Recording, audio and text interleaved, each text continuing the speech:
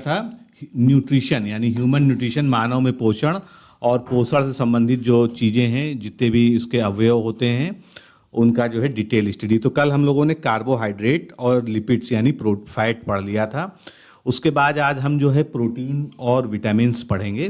तो चलिए स्टार्ट करते हैं। जो नए व्यूवर्स हैं चैनल पे, उनसे अनुरोध है कि चैनल को सब्सक्राइब कर लीजिए और बेल नोटिफिकेशन, जो बेल का आइकॉन होता है सब्सक्राइब बटन के बगल में, उसको ज़रूर क्लिक कर दीजिए, जिससे जैसे ही कोई वीडियो मेरा अपलोड होगा आपको तुरंत नोटिफिकेशन मिल जाएगा। तो प्रोटीन्स जो है, प्रोटीन्स के बारे में सबसे पहले फैक्ट है कि 1938 में बर्जीलियस एवं मुलर द्वारा प्रोटीन्स की खोज की गई थी और सजीव के शरीर में यानी लिविंग बीइंग के शरीर में लगभग 14% प्रोटीन होता है। क्यों? क्योंकि जितनी भी हमारी कोशिकाएं, ऊतक इत्यादि हैं, ये सब प्रोटीन से ही मुख्यतः बनी होती हैं। और अगर ड्राई मास की बात करें यानी सूखे शरीर का जो है 50% भाग प्रोटीन ही होता है। प्रोटीन क्या होता है? प्रोटीन का कंपोजिशन हम देखते हैं। तो प्रोटीन में कार्बन, ऑक्सीजन, नाइट्रोजन, हाइड्रोजन और सल्फर, ये सब जो है प्रोटीन के अवयव होते हैं।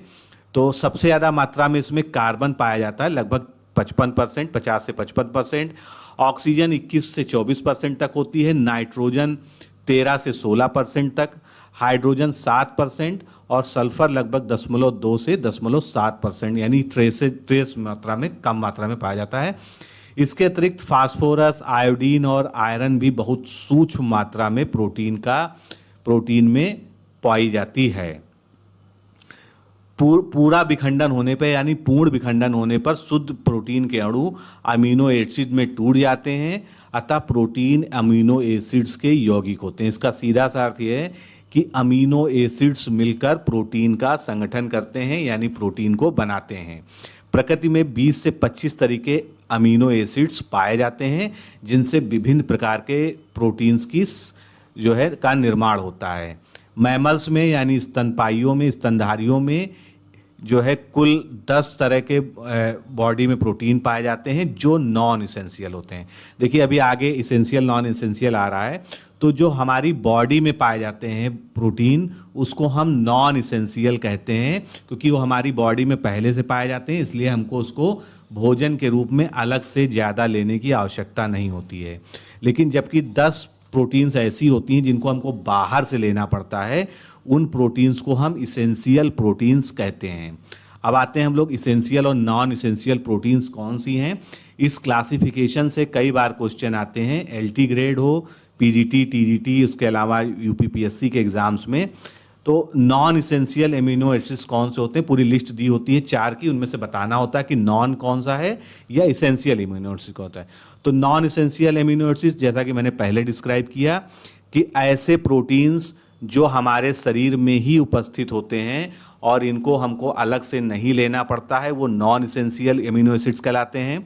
तो उनमें alanine, cysteine, glutamate, glutamine, glycine, प्रोफिलीन, सेरीन, टायरोसिन, एस्पेरेट, एस्पेरजीन, ये सब प्रमुख हैं, जिसमें से एस्पेरजीन की डिस्कवरी 1806 में हुई थी। ये फैक्ट एक बार पूछा जा चुका है। फिर अब इसेंशियल एमिनो एसिड्स की बात करते हैं। ऐसे एमिनो एसिड्स जो हमको भोजन के थ्रू प्राप्त होते हैं यानी हमारे शरीर में नहीं बनते हैं। तो ऐसे एमिनो एसिड्स कौन से हैं? Arginine, histidine, isoleucine, lysine, methionine, phenylalanine, threonine, tryptophan और वैलिन, ये सब जो है इसेंशियल इम्यूनो एसिड्स हैं। इसमें से थियोनिन जो है ये 1938 में खोजा गया था। इसको मैंने स्पेशली इसलिए ईयर लिखा है क्योंकि ये क्वेश्चन पूछा जा चुका है। अब अगला फैक्ट क्या है? जितने भी तरह के एंजाइम्स होते हैं सब प्रोटीन होते हैं और कुछ हार्मोन्स भी प्रोटीन होते हैं, जैसे कि इंसुलिन हुआ, थायरॉक्सिन हुआ आदि, और एंटीबॉडीज़, एंटीजन, ये भी प्रोटीन होते हैं। यानी आप देख रहे हैं ज़्यादातर जो है जो मेटाबॉलिक सिस्टम में जो रिक्वायरमेंट होती है बॉडी को, वो सभी चीज़ें प्रोटीन्स की बनी होती हैं। और एंजाइम 100% प्रोटीन्स होते हैं, यानी कोई भी एंजाइम हो वो प्रोटीन से ही मिलकर बनता है। अब प्रोटीन को जैसे हम लोगों ने लिपिड और फैट और कार्बोहाइड्रेट का जो है वर्गीकरण पढ़ा था, क्लासिफिकेशन, उस तरह से हम क्लासिफिकेशन ऑफ प्रोटीन पढ़ेंगे जो जरूरी है। तो पहले तरह की प्रोटीन होती है सिंपल प्रोटीन, दूसरे तरह की होती है कॉन्जुगेटेड प्रोटीन, और तीसरे तरह की होती है डिराइव्ड प्रोटीन। तो अब हम सिंपल प्रोटीन की बात करते हैं। सिंपल प्रोटीन दो तरह की होती है, फाइब्रस प्रोटीन और ग्लोल्यूलर प्रोटीन। तो फाइब्रस प्रोटीन्स क्या होती हैं, कहाँ पर होती हैं, इसका क्या रोल है, ये देखते हैं। हड्डियों की कोलेजन, इलास्टिन, रेटिकुलिन, त्वचा और सींग की केराटिन, रेशम की फाइब्रोनोजन, पेशियों की एक्टिन तथा माइसिन, और रक्त के थक्का जमने में जो फाइब्रिन यूज होती है, ये सब फाइब्रस प्रोटीन्स के उदाहरण हैं।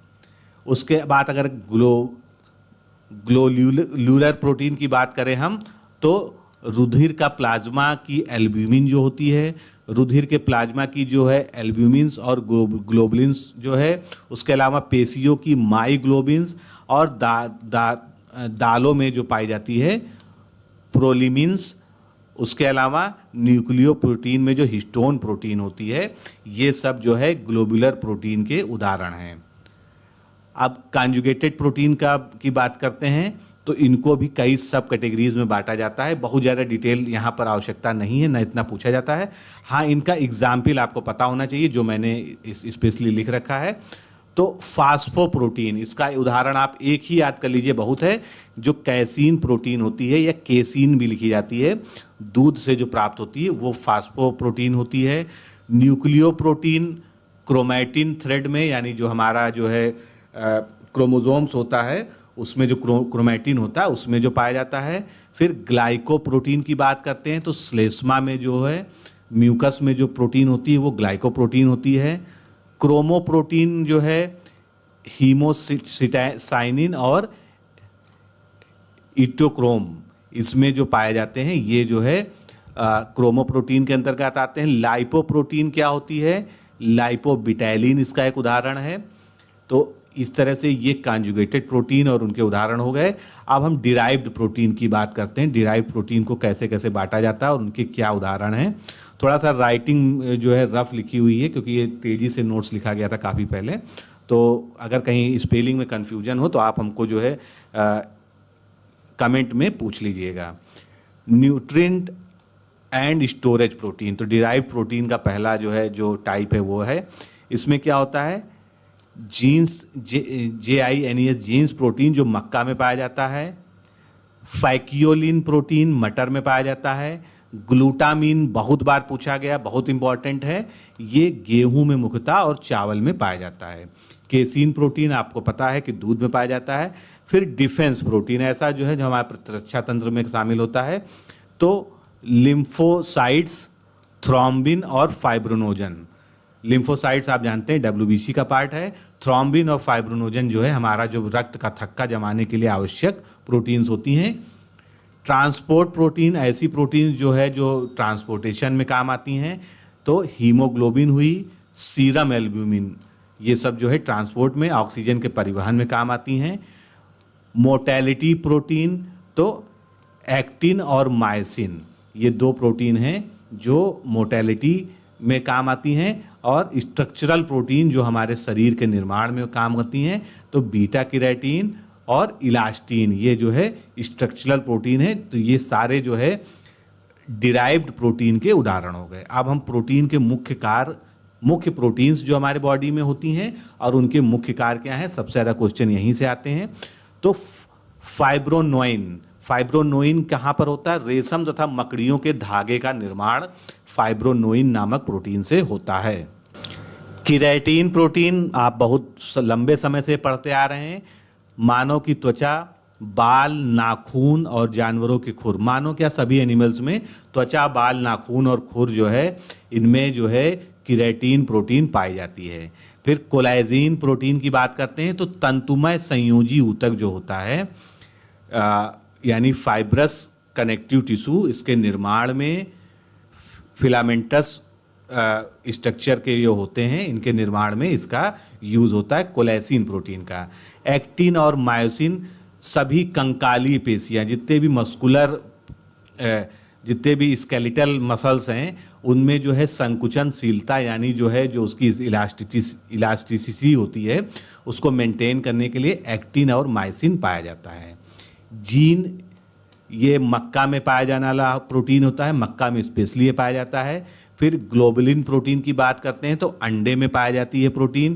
केसीन प्रोटीन दूध में पाई जाती है।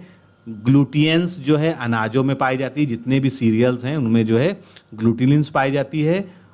प्रोलेनिन्स जो है दाल में यानी जो दाल में पाई जाती हैं। और फाइब्रोनिजन और थ्रोम्बिन ये रक्त का थक्का जमाने में यानी ब्लड क्लॉटिंग में मदद करती हैं।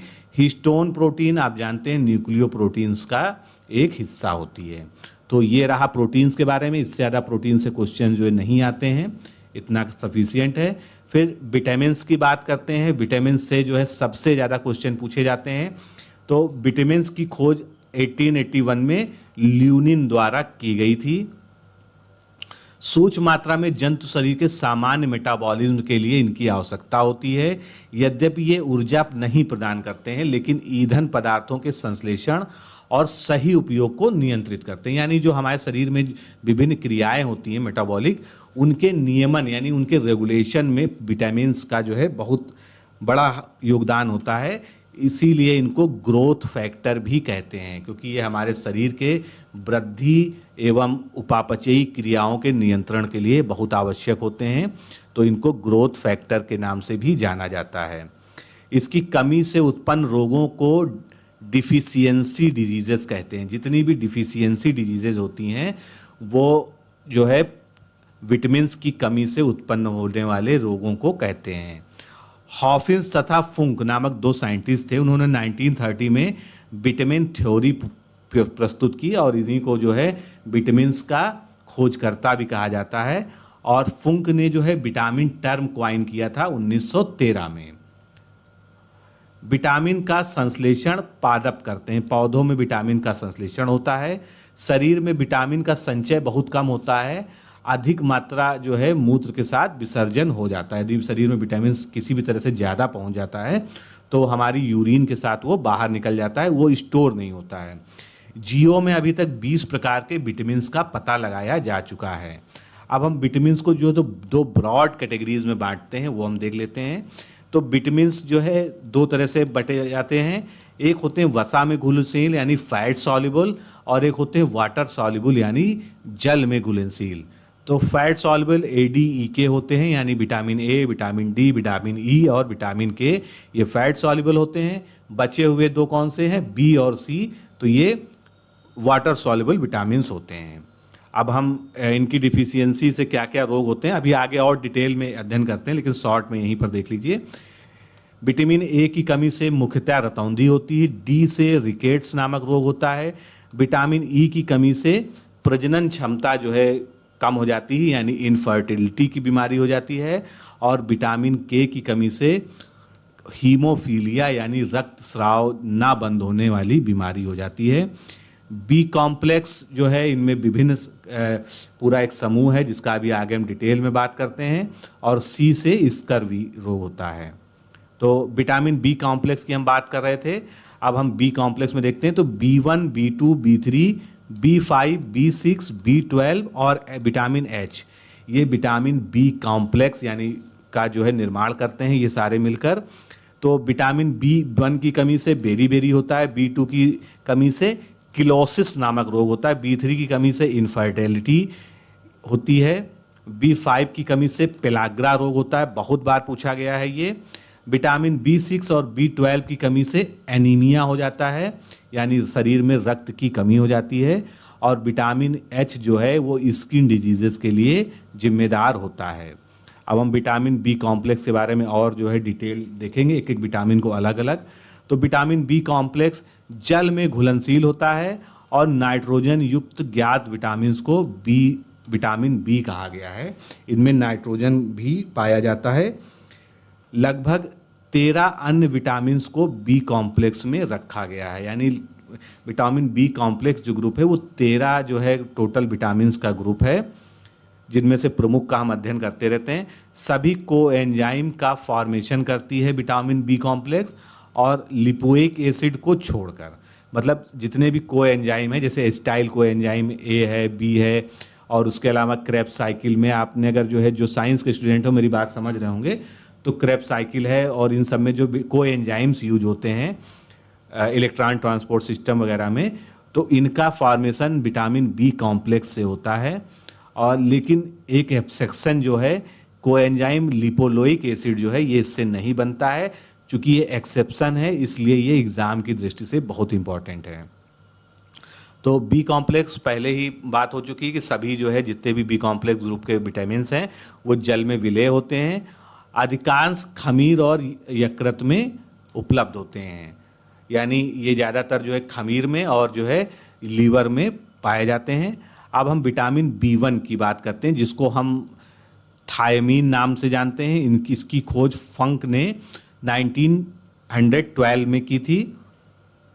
तो ये क्या होता है, एंटी न्यूराटिक होता है, यानी शोथरोधी या एनोरीन की संज्ञा इसको दी जाती है। दोनों टर्म लिख लीजिएगा। यह अनाज के छिलके, मांस, सोयाबीन, मछली, अंडा आदि में प्रचुर मात्रा में मिलता है।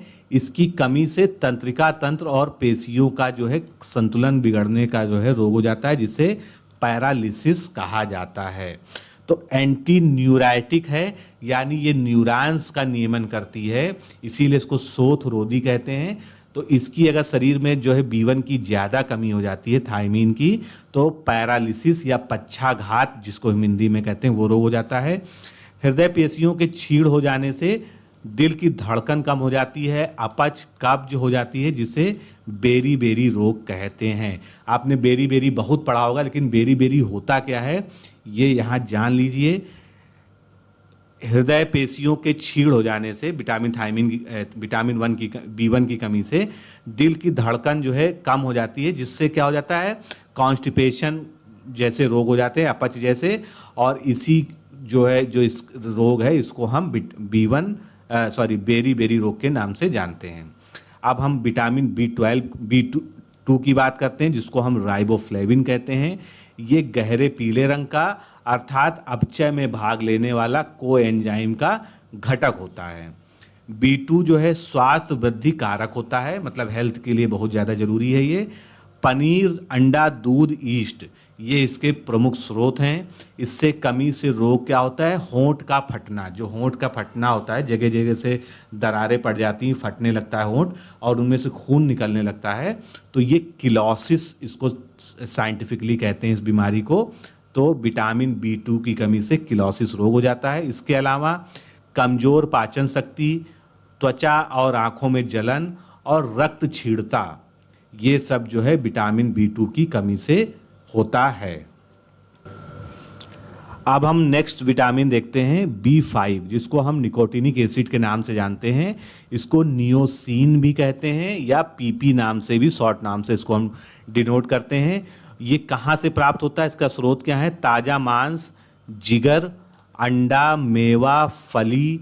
और इसकी कमी से कौन सा रोग होता है, पेलाग्रा रोग होता है। जीभ और त्वचा पर पपड़ियाँ पड़ जाती हैं, यही पेलाग्रा रोग होता है। और पाचन शक्ति कमज़ोर हो जाने से अतिसार यानी डायरिया जैसी कंडीशन उत्पन्न हो जाती है। इसके अलावा तंत्रिका तंत्र हमारा जो है नर्वस सिस्टम वीक हो जाता है, जिससे डेमेंशिया नामक बीमारी हो जाती है। डेमेंशिया क्या होता है, याददाश्त खो जाना, या कम हो जाना है, खो जाना नहीं, यहाँ टर्म यूज़ करेंगे, याददाश्त का कम हो जाना, मतलब हम जल्दी जल्दी चीज़ों को भूलने लगते हैं, हम चीज़ों को याद नहीं रख पाते हैं, तो इस बीमारी को हम डेमेंशिया कहते हैं। तो ये बहुत इंपॉर्टेंट है, पेलाग्रा कई बार पूछा गया है। अब हम B6 की बात करते हैं, जिसको पायरिडॉक्सिन हम कहते हैं। इसके प्रमुख स्रोत क्या है, दूध, अनाज, मांस, मछली, जिगर और ईस्ट, ये जो है विटामिन B6 का प्रमुख स्रोत हैं। इसकी कमी से एनीमिया हो जाता है और डर्मेटाइटिस हो जाता है। एनीमिया आप जानते हैं कि रक्त की कमी शरीर में, और डर्मेटाइटिस क्या है, ये त्वचा रोग होता है। फिर पेशीय ऐंठन, मतलब हमारी जो मसल्स में ऐंठन महसूस होती है। मतली आना, मिचली जिसको हम लोग कहते हैं, तो उसकी को मतली लिखा जाता है, आदि रोग हो जाते हैं। आंत के बैक्टीरिया भी इसका संश्लेषण करते हैं, इसलिए ये इम्पॉर्टेंट है। जो हमारे आंत में पाए जाने वाले बैक्टीरिया हैं, जिनको हम गुड बैक्टीरिया कहते हैं, उनके द्वारा B6 का शरीर में ही उत्पादन हो जाता है। B3 जिसको पैंथोनिक एसिड कहते हैं, पैंथोथेनिक एसिड कहते हैं, ये लगभग सभी खाद्य पदार्थों में पाया जाता है, जैसे कि अनाज, गन्ना, मूंगफली, शकरकंद आदि में अधिक पाया जाता है। और इसकी कमी से मंदबुद्धि, बाल सफ़ेद होना, चर्म रोग होना, हाथों पैरों में सुन्न होना, ये सब विटामिन B3 की कमी से होता है। अब विटामिन B12 की बात करते हैं हम, तो इसको साइनोकोबालामाइन कहते हैं। वृद्धि के लिए सबसे आवश्यक है विटामिन B12, और एनीमिया के उपचार के लिए इसके इंजेक्शन लगाने पड़ते हैं। यानी अगर इसकी कमी हो जाए तो क्या होगा, हमको एनीमिया रोग हो जाएगा। और आंत के बैक्टीरिया विटामिन B12 का भी संश्लेषण शरीर के अंदर कर देते हैं। फिर विटामिन H जो है, जिसको हम बायोटीन नाम से जानते हैं, ये विटामिन B कॉम्प्लेक्स का ही हिस्सा होता है। ये सब्जी, फल, गेहूँ, चॉकलेट, अंडा, मूंगफली, आंत के बैक्टीरिया इसका संश्लेषण करते हैं। और त्वचा का रोग और बालों की कमी जो है, इसके प्रमुख लक्षण होते हैं। फिर हम बात करते हैं फोलिक एसिड ग्रुप की, जो विटामिन B9 कहलाता है। फोलिक एसिड आपने सुना होगा कि जो गर्भवती स्त्रियां होती हैं उनको विटामिन आयरन और फोलिक एसिड जो है एक्स्ट्रा दिया जाता है। तो उसकी एक वजह है कि ये रुधिराणियों के निर्माण में, यानी जो RBC, WBC इन सब का जो निर्माण हमारे शरीर में होता है, यानी ब्लड का निर्माण जो करने वाले जितने भी अवयव होते हैं उसके निर्माण में इसका बहुत प्रमुख योगदान होता है। तथा DNA के संश्लेषण में, ये हमारे शरीर में DNA का संश्लेषण के लिए आवश्यक होता है। और ये हरी पत्तियाँ वाली सब्जियां, सोयाबीन और जिगर, इन सब में जो है प्रचुर मात्रा में पाया जाता है। तो दोस्तों, इस तरह से हम लोगों ने विटामिन B12 तक अभी कवर कर लिया है। नेक्स्ट लेक्चर में हम नेक्स्ट विटामिन यानी विटामिन C से स्टार्ट करेंगे। चूँकि कोई भी वीडियो अगर बहुत लंबा हो जाता है तो इंटरेस्ट भी आपका ख़त्म हो जाता है, इसलिए मैं 20 से 25 मिनट से ज़्यादा वीडियो बनाने के फेवर में नहीं रहता हूँ। तो जल्दी ही नेक्स्ट सेगमेंट में इसके आगे हम कवर करेंगे। इसको आप अच्छे से जो है नोट कर लीजिएगा जो है, और एक बार फिर से देख लीजिएगा, जिससे आपको कभी कुछ नहीं भूलेगा। तो आज के लिए इतना ही। नमस्कार, धन्यवाद।